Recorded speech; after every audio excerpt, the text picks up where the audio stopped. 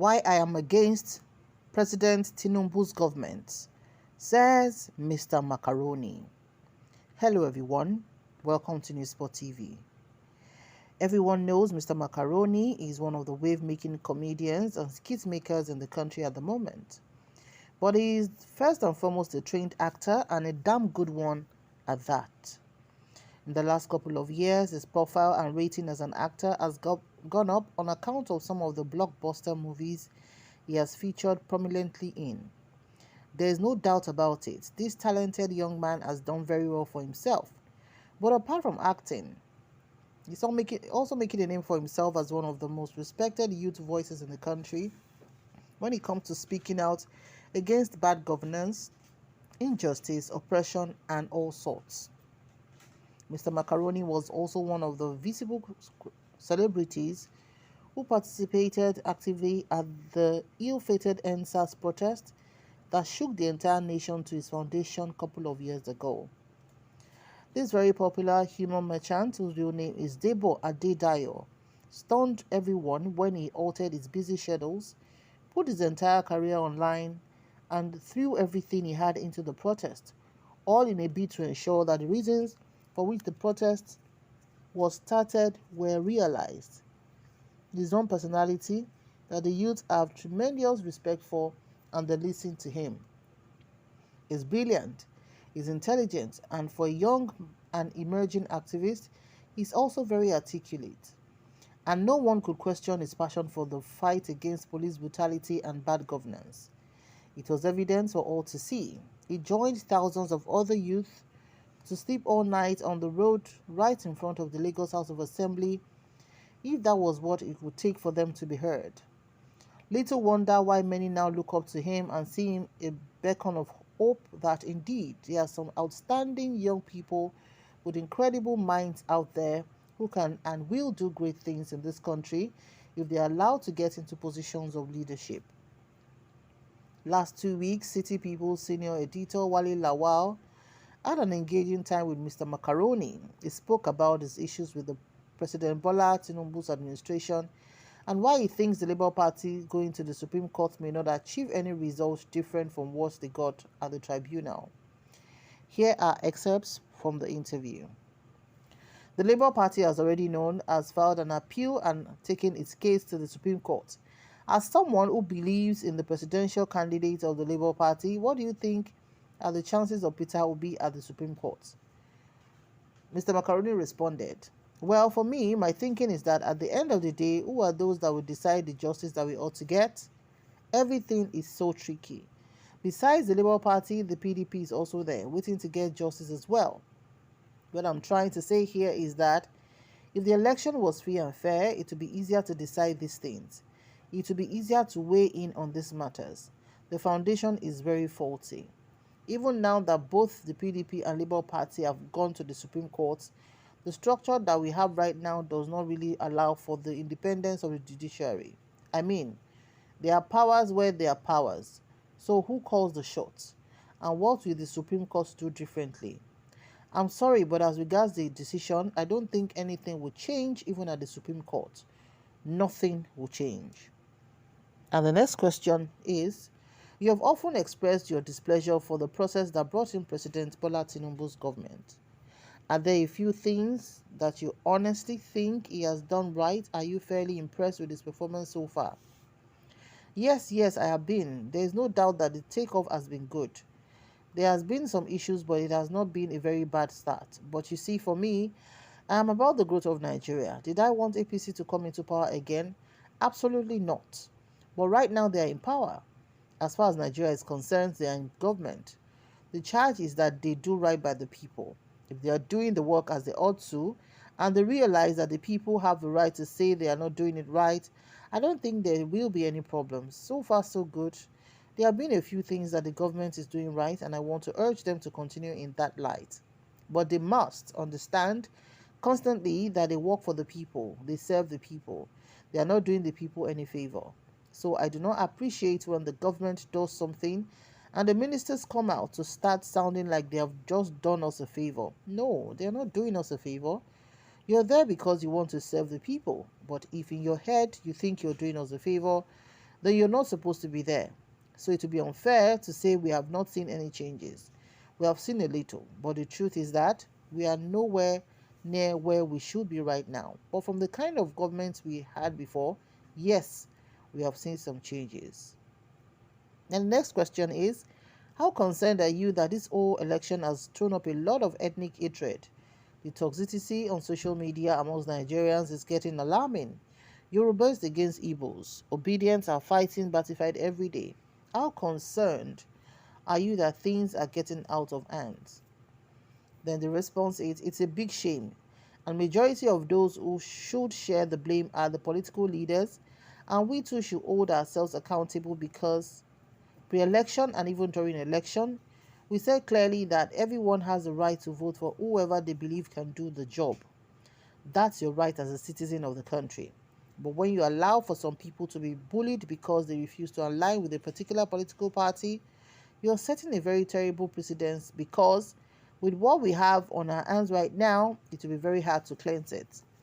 It has triggered a lot of tribal hatred amongst ourselves. So at the end of the day, why I said we need to hold ourselves accountable is because we have also failed to understand that what comes first is us as Nigerians.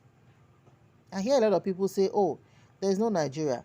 Maybe we should go all our separate ways. But right now, if you are asked, you will say you're a Nigerian.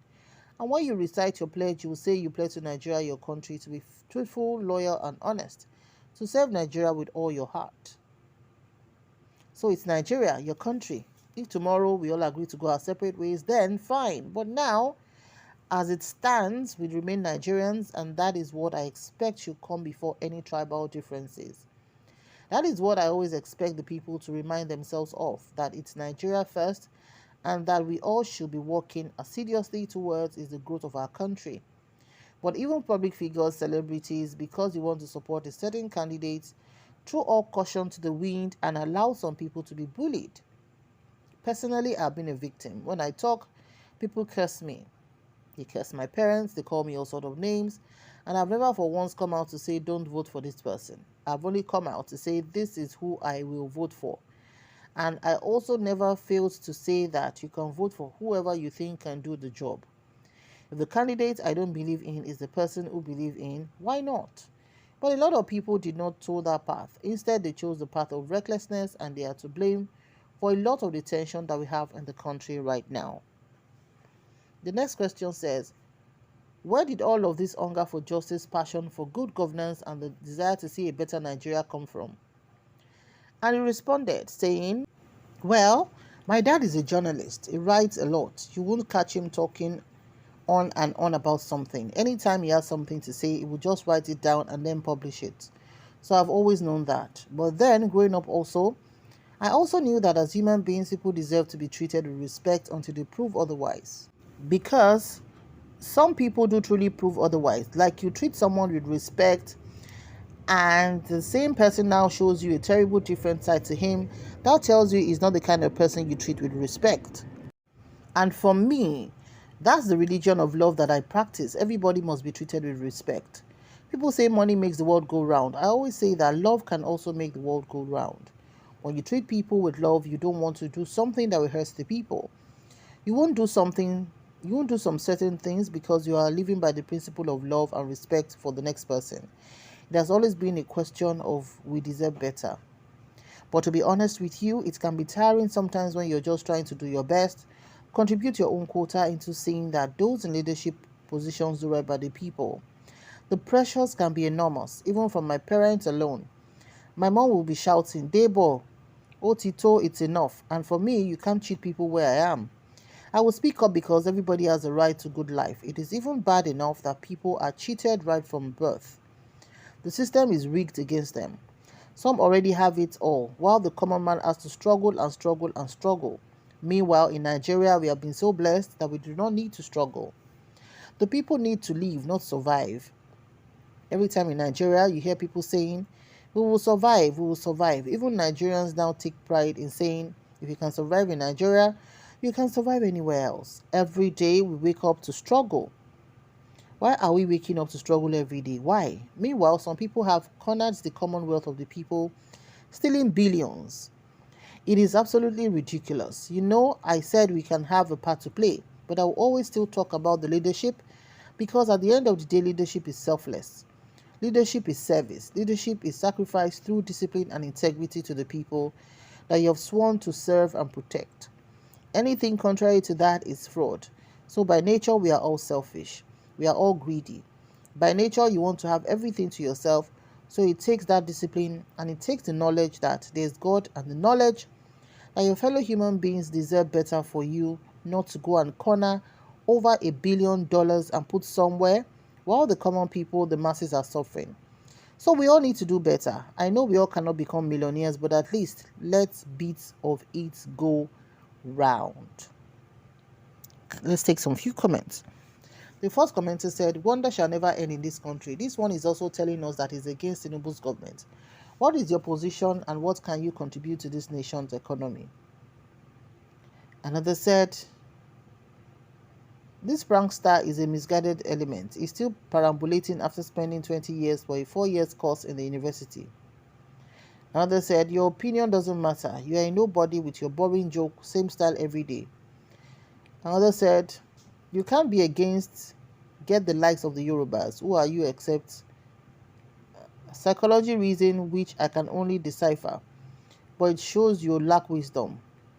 Another said, "Who are you? That is your problem." Another said, "With that your kind skit." Another said, "Who cares about what you think?" Another said, what exactly is this guy saying? You better keep quiet and just face your thing." Another said, "Mr. Macaroni, please keep following your conscience and doing the right thing. God see everybody." Another said, "I'm telling you, the emergence of President Bola Ahmed Tinubu gives room for all social media houses opportunity to be relevant and profitable due to his ability to resist insult, abuse, and different kinds of allegations. If not so, how can a trained journalist, engage this opportunist on issues burdening a country? It's never a crime to support the candidates of your choice, but simply because you are a skit maker doesn't mean you should make use of your platform like that." Another said, "Who know you?" Another said, "Oga, leave the story alone. Let it breathe. No wonder." Another said, "This is no government but a conglomeration of organized criminal syndicates." Another said, "Nigeria internet has become a playground for both human and animal to talk." Another said, "Who cares who you support or don't support? Macaroni." Another said, "If God is for Tinubu, who can be against him?" Another said, "You have only one vote. Tinubu is still leading." Another said, "Must you be for his government? You have only one vote and possibly those of your relatives you may be able to control." Another said, "We won't give up on the attempts to recover our stolen Nigeria's presidential mandate as a people. Victory is sure, Macaroni." Another said, "I like your disposition. No tribal or ethnic bigotry." Another said, "It's thinking beyond what others cannot understand. Great people with great future does not think tribalism or religion, because all of this does not help a nation." Another said, "Youths have tremendous respect for him because our value system has been totally eroded." Another said, "God bless you, Mr. Debo." Another said, "Mosquito, they do like lion. Mister, you are doing well. You are really doing well in your skito, and don't overstep your boundaries, please." Alright, so these are the few comments we can take. What's your opinion on this? As Mr. Macaroni, the boy his mind on why he's against Tinubu's government. We'll see you in the next video. Have a lovely day, and bye for now.